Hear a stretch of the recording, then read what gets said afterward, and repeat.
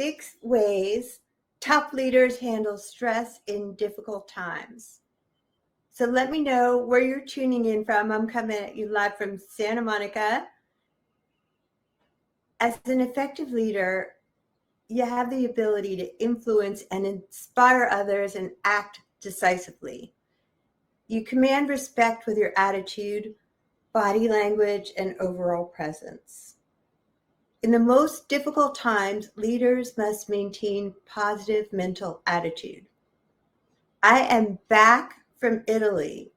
Each week, I'm bringing you tips in high performance, mindset, and weight loss.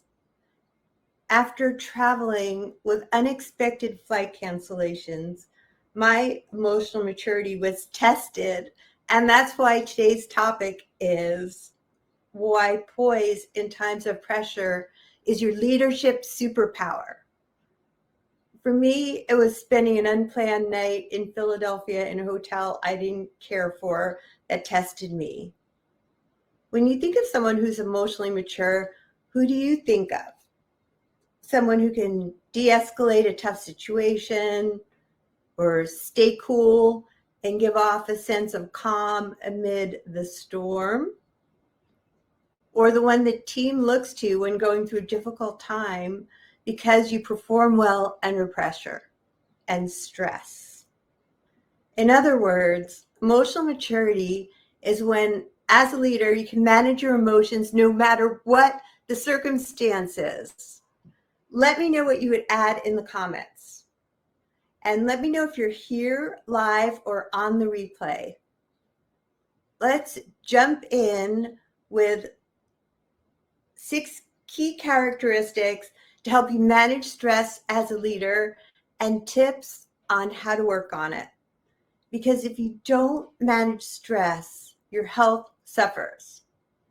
That's why knowing how to cope with stress, especially work-related stress, is a huge benefit for you and everyone around you. How do we do that?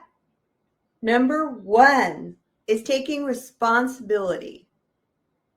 People with emotional maturity don't blame others when things don't go as planned, like the last 2 years, for example. Number 2 is humility. Being an emotionally mature leader, you have humility.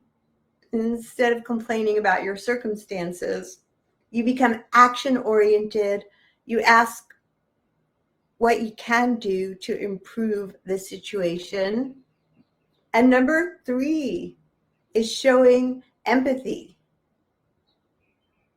Emotionally mature leaders know how to put yourself in someone else's shoes and approach life by doing as much good as they can and supporting those around them. And number 4 is owning mistakes. You know how to apologize when you're wrong, no excuses. You'll admit your mistakes and try to find ways to rectify the situation.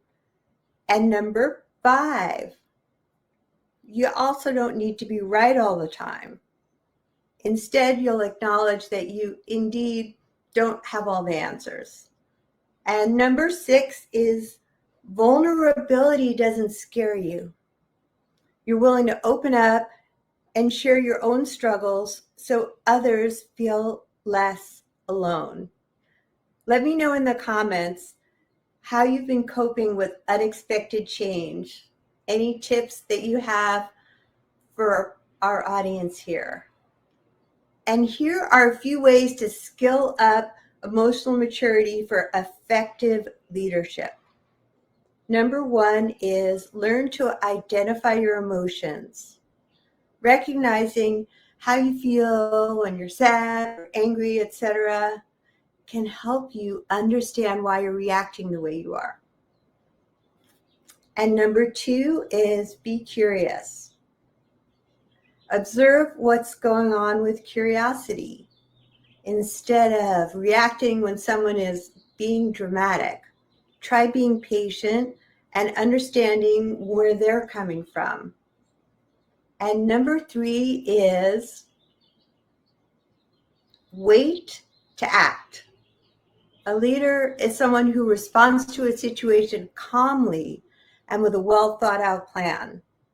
Before you jump into problem solving, take a deep breath and pause to collect your thoughts and assess the situations. One of the things Abraham Lincoln cultivated in high stakes situations was to do nothing in the moment.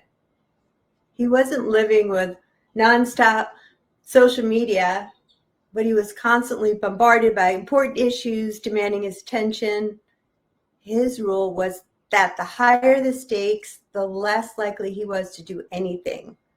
Try 4, 4, 4 or box breathing.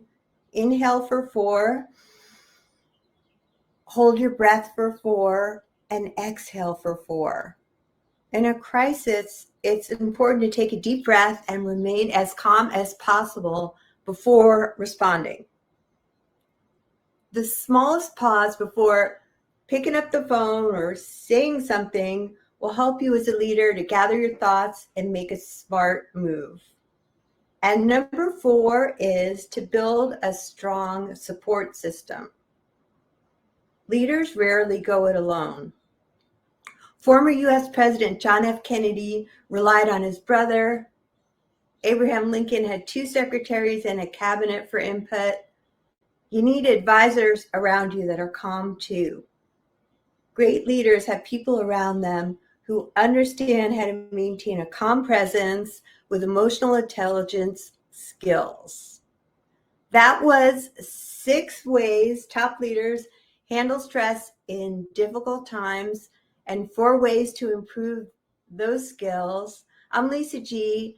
Thanks for coming. Don't forget to comment, like, and share.